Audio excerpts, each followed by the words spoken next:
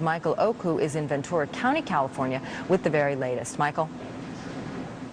Authorities ended operations 56 hours after the last victim was pulled out alive. Rescuers began leaving, and officials urged residents not to come back after geologists said the hillside had shifted and that another landslide could happen without warning. We believe that the La Conchita community is a geologically hazardous area. It has been historically, it is today, and it will remain so. As a member of this community, Ventura County, I just want to thank you. Before leaving, rescuers bowed their heads in prayer for the 10 people who died. What was once for residents a paradise is now lost, and some 400,000 tons of debris may never be moved. But Don Teague says he's not going anywhere. It's easy. You just do it. And it's part of the stand that you take in this town. Elsewhere, communities are still dealing with the storm's aftermath. East of Los Angeles, rescuers reached more than 100 stranded campers in Angeles National Park, where rising waters have destroyed bridges and damaged roads. And in Utah's Washington County, floodwaters have destroyed more than 20 homes. The coastal highway that passes the town is a major artery. It has been closed for the last 4 days, and officials say that they will reopen it tomorrow morning.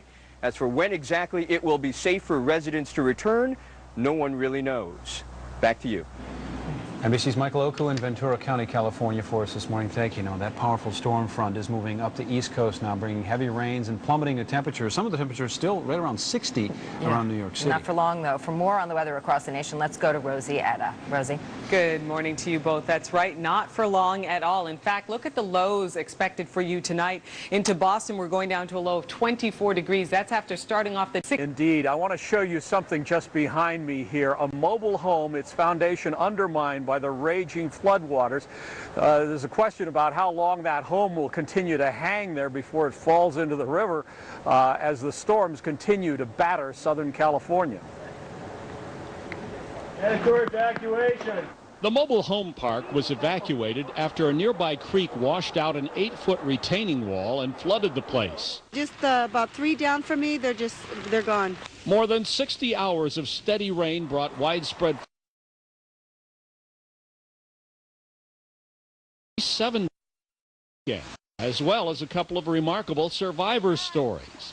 This man, whose SUV was swept up in a drainage channel south of Los Angeles, was saved by a swiftwater rescue team from the LA County Fire Department. This house was destroyed in a mudslide, but a man and his 2 children living there made it out alive. I can tell you from past experience, it probably happened in a matter of seconds. There's no getting ready for it. When it happens fast. And in a place not known for a lot of rain, it's a real shocker. And there's going to be more rain to come tonight and tomorrow. We won't see the first hint of sunshine until Wednesday.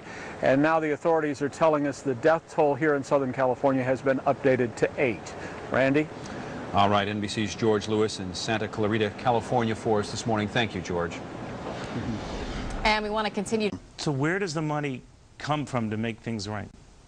Well, you know, of course, the taxpayer's been handling this burden for a long time, but also a lot of the insurance companies will be picking up a tremendous part of this, but a lot of them won't be insured to cover this, and so it's going to be a huge effort between the federal and state and local governments to recover from these. There's a move afoot to penalize people who live in areas prone to mudslides, prone to hurricanes, that if you choose to live in areas where there is a risk for this sort of thing, you should pay a greater share for the repair after this sort of thing. What do you think of that?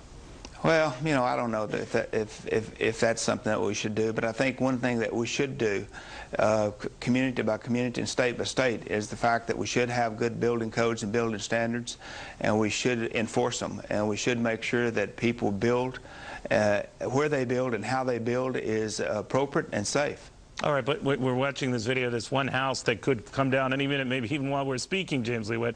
And you got to wonder, when a lot of these homes were built there, that was not a mudslide-prone area. And yet these multi-million-dollar homes are going to be kissing this mountain goodbye. Now, should these homeowners have to pay for the repair of rebuilding, or should we as taxpayers help them pay for that?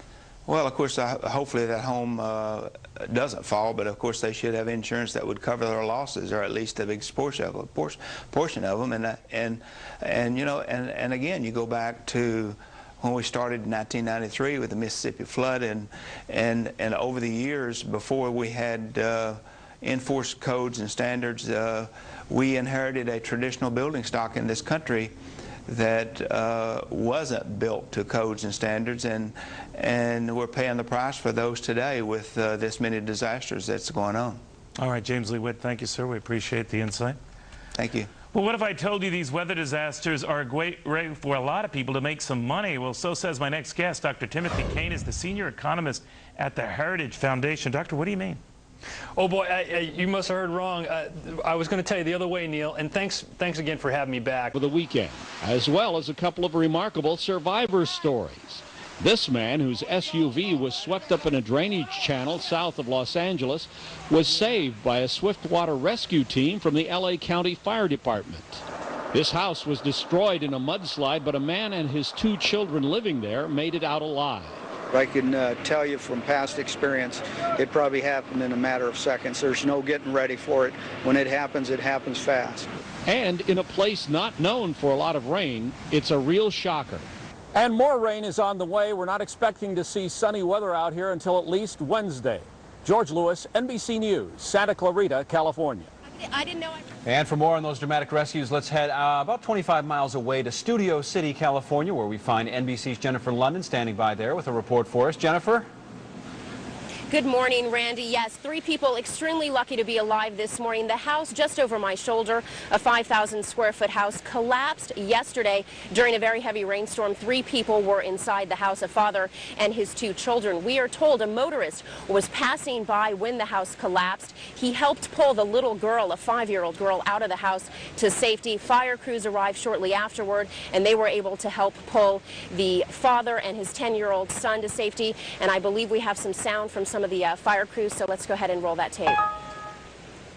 Somebody was coming down Laurel Canyon, a young man that I have located right now and have yet to talk to, was driving by, decided he was going to help, and did so at a considerable risk to himself, but was successful in getting that little boy out. We are told that all 3 were treated at the UCLA Medical Center for minor injuries. Also, 75 firefighters arrived here at the scene to help with the rescue. We are also told that they had to evacuate 3 nearby homes as a precaution. Not clear at this time if those folks were allowed to return to their home. Now, we're not sure at this point if a rock slide or a mudslide caused the house to collapse. Investigators told me this morning that the house is, the cause of the collapse is under investigation, and they will not say specifically if it is weather related. They are saying, though, that it did occur during a heavy rainstorm like the one I'm